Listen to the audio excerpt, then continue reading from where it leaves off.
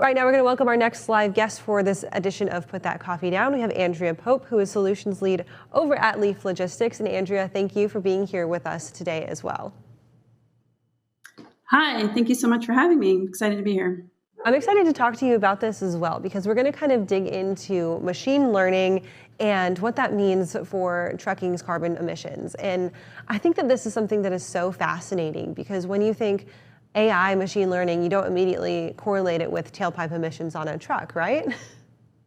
Absolutely. It's not at all. And it's probably not the sexiest use of machine learning either in the space itself, but it's so practical and makes so much sense. It aligns very well. Before we get into the kind of nitty-gritty of this conversation, let's get a little bit of background about yourself and at Leaf Logistics. Where are you guys currently sitting and playing in the carbon neutrality space? Sure. So first at Leaf, on a whole, we're really looking to change the way transportation is bought and sold, and that ties directly into our sustainability initiatives. So we use machine learning, as you mentioned, to interpret a shipper's network in concert with the entire transportation network and its continuously changing environment. And what we help them do is basically optimally place their freight in that network so that they're well positioned in the market, and a natural impact of that are sustainability improvements. As we help them build that optimal network, we're reducing waste in many ways, from empty miles and also dwell time. We've had huge impacts on dwell time as well. So this in turn has a very positive impact on our carriers. We allow them really to make more deliveries while driving fewer miles. But even as important is that we're creating consistent, reliable patterns that their drivers are driving, giving them reliability that they don't see elsewhere.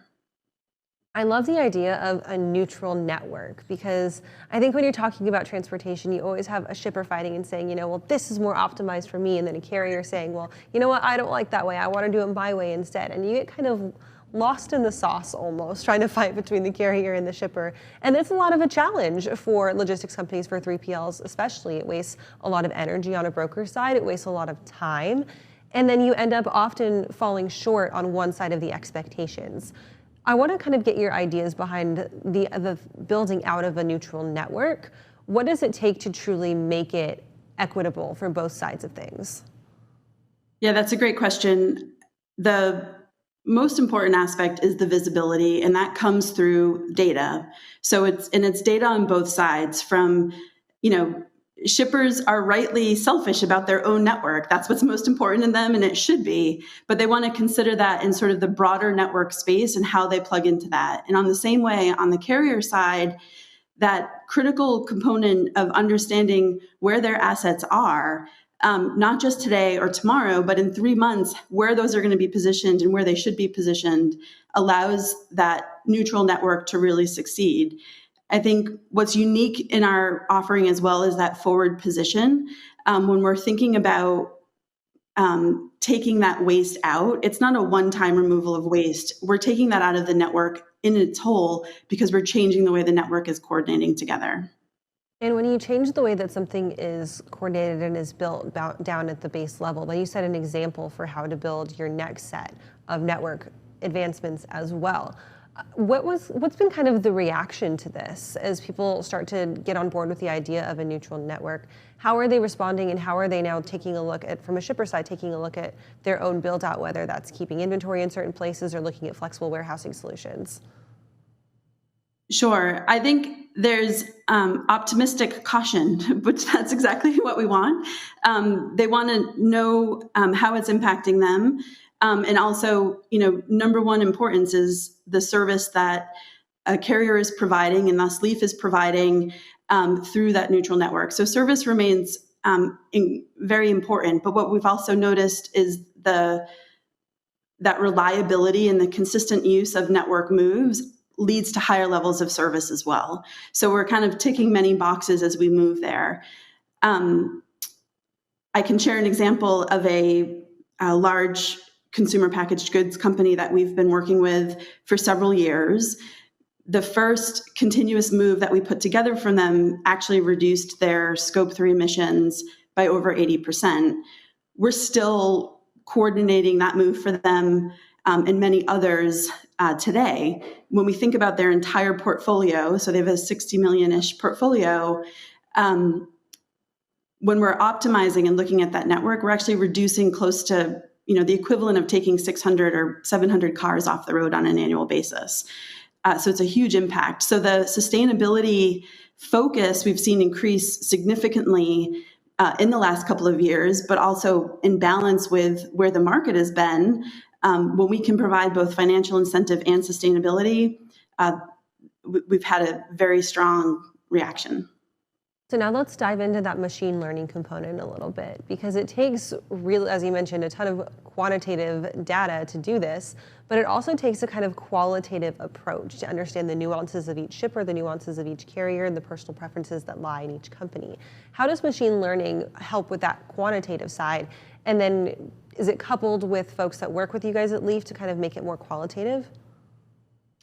Yeah, that's a great question. I think there's multiple levels of machine learning that take place, from the initial algorithms that are identifying where opportunities exist to supplementing that with real-time information in terms of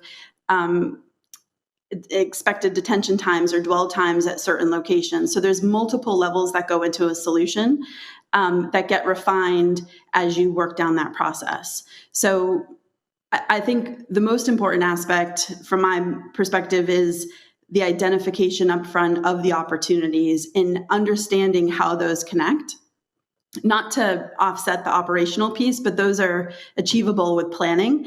And that's part of what the network does, is give you that planning. So it helps you overcome the operational components there. The network connections that are identified, they're so numerous. So right now we have data from approximately 500 large shippers. When we run a new set of shipper data through, we might get 300,000 network opportunities. Obviously, not all of those are created equal, but the number of opportunities that exist on a repeatable, continuous process into the future is so significant. What we focus our time on is identifying the best ones and those that make the most sense, and that comes down to the operational aspects. Last question for you today, Andrea. I mentioned that, or I see that you guys have a partnership now with IBM to talk about Scope 2 emissions, which is really, really crucial because it's something that we could really take charge of. Can you talk about that a little bit? Sure. We're actually partnered with IBM to focus on Scope 3 emissions, which is those emissions due to their transportation piece. So IBM, as you mentioned, has a large sustainability effort underway. We've partnered with them to help their customers reduce their Scope 3 emissions through the tools that we have in place and we've talked about today. And so with that, what type of impacts have you guys seen so far from that partnership with IBM? Sure, that's a great question.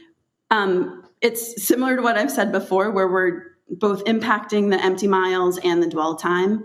I think dwell time is one very interesting component that doesn't often get talked about, but is critical. If you think about a reefer truck waiting 4 hours to unload, that is a lot of CO2 wasted emissions, not to mention the efficiency for the carriers themselves and that wasted driver time and utilization of the truck itself. So where we're seeing some interesting things coming out right now is around that dwell time analysis. Absolutely, and not only is it reducing turnover, reducing emissions, it also helps reduce turnover, I'm sure, as well, because you kind of make things better, not only from the sustainability side of true carbon emissions, but also through people help too, which I think is something that we don't talk about enough when it comes in terms of sustainability. If you're not taking care of your people, how can you take care of the earth too?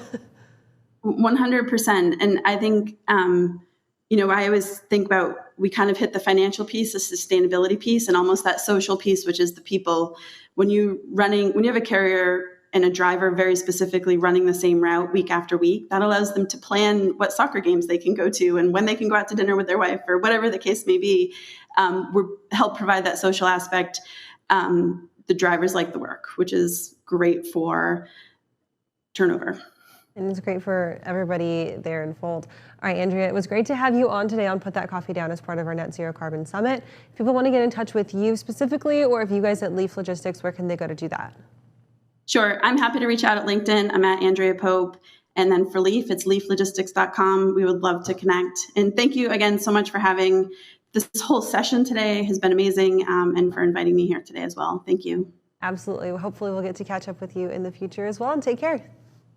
All right, you too. Take care. Bye-bye.